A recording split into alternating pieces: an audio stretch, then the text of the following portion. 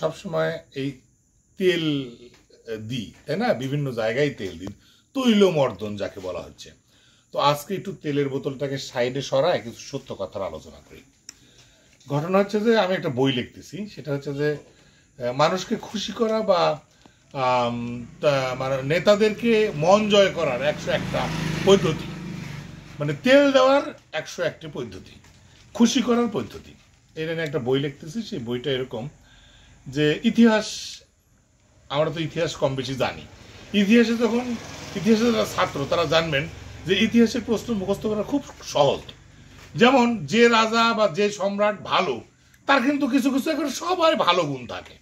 যেমন সে জনদরদি, জনহিত কাজ কাম করছে, সে যোদ্ধা, সে মানে নানান কল্যাণমুখী কাজ কাম করেছে, সে রাস্তাঘাট নির্মাণ করেছে, ডাক বিভাগের উন্নয়ন সাধন করেছে, এইরকম কিছু কিছু ক্ষেত্রে আছে গদ বাঁধা।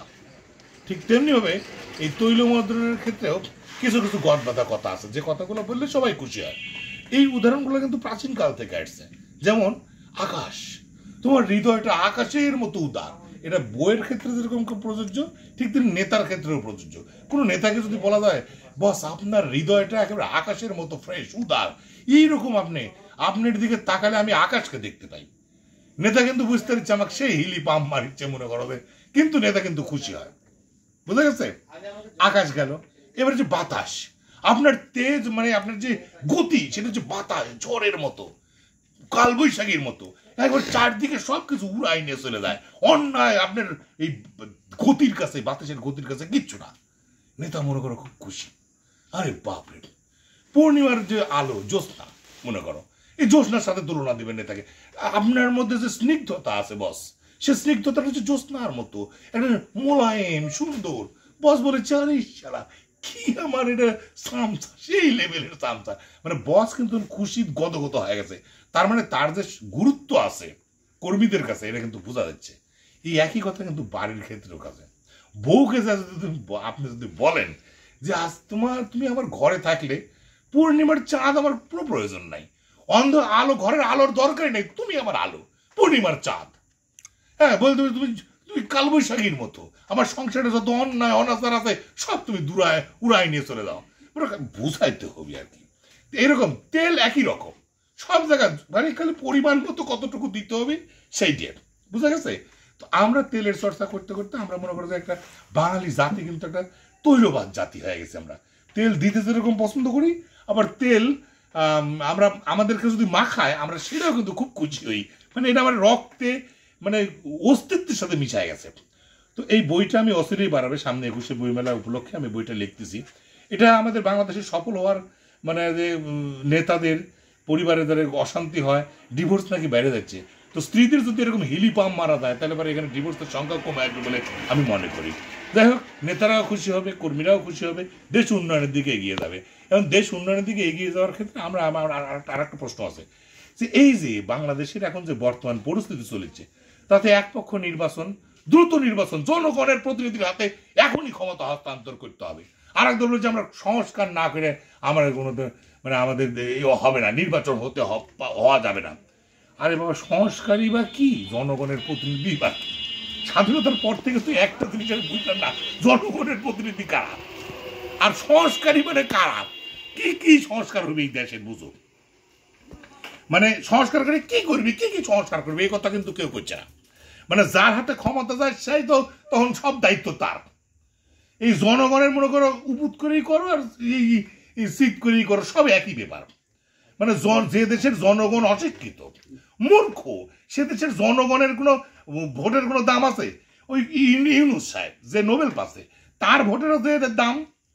আমি মনে করো পাঁচু, যে মনে করো যে একটা টিকটকার ফেসবুকার, তারও মনে করো যে একটা ভোটের এক দাম। আবার যে পাগল মনে করো পাগল, আবার শিশির পাগলা আছে বিড়িদের নিচে থাকে, ওরও ভোটের একই দাম। যে বিড়ি এক প্যাকেট বিড়ি খায় ভোট দেয়, তারও এক ভোটের যে দাম। আবার দেখ অনেক দিন ধরে বিচার বিশ্লেষণ করে কোন প্রার্থী সৎ তাক দিলে তারও ভোটের একই দাম। তাহলে যে দেশের মানুষ অশিক্ষিত বলদ বোকা, সেই দেশের ভোট, একটা ভোটের কোনো মূল্যই নেই।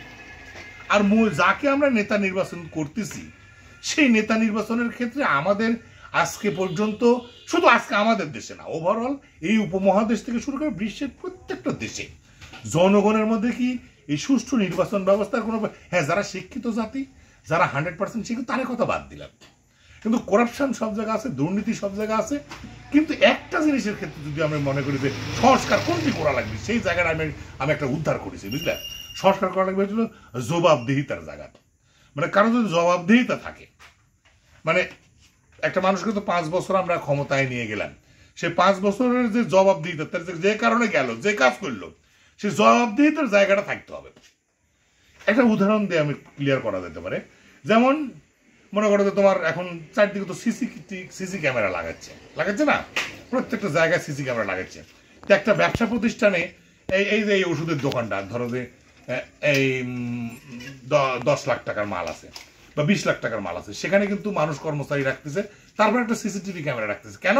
কারণ ওই মানুষ যে কাজ করছে তার বিশ্বাস নাই, যে কোনো মুহূর্তে চুরি চামারি হতে পারে, ওই মানুষটাও দূরে টাকা সরাতে পারে, অর্থাৎ মালের প্রোটেকশনের জন্য একটা সিসিটিভি ক্যামেরা লাগে না আছে। তাহলে আমাদের দেশে এই যে আমরা আমার দেশটা তুলে দিচ্ছে একটা রাজনৈতিক দলের কাছে, প্রধানমন্ত্রী বানাচ্ছে আমরা যাকে, তা সে তো এই দেশটাই সারা দেশের জনগণের মালিক হয়ে যাচ্ছে, সে যাতা ইচ্ছে তাই করছে। তো তার পিছনে তো সিসিটিভি ক্যামেরা লাগেনি, নাই আছে কি? তার জবাবদিহিতার জায়গাটা আছে কি? না। সে চুরি করে খেলে কি না খেলে কি? সে তো আমাদের থেকে কেউ 500 টাকা দিয়ে ভোট পেয়েছে, কেউ একটা লুঙ্গি নিয়ে ভোট পেয়েছে, কেউ একটা বিড়ি দিয়ে ভোট পেয়েছে, আর কেউ মনে করো আমি সুবিধা পাবো ভবিষ্যতে, এই জন্য আমরা ভোট দিচ্ছি, দল করব, আমার আইল ঠেলবো, আমার ছাগলের নিরাপত্তা পাবি, আমার খামারের নিরাপত্তা পাবি, এই মনে করো দল করবো, মনে করো এই মনে করো ভোট দিচ্ছি।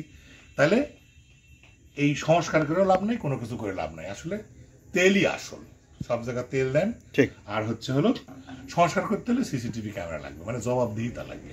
শস্য দেব না সোয়াবিন, যেটাই করো তেল লাগবে। ঠিক আছে।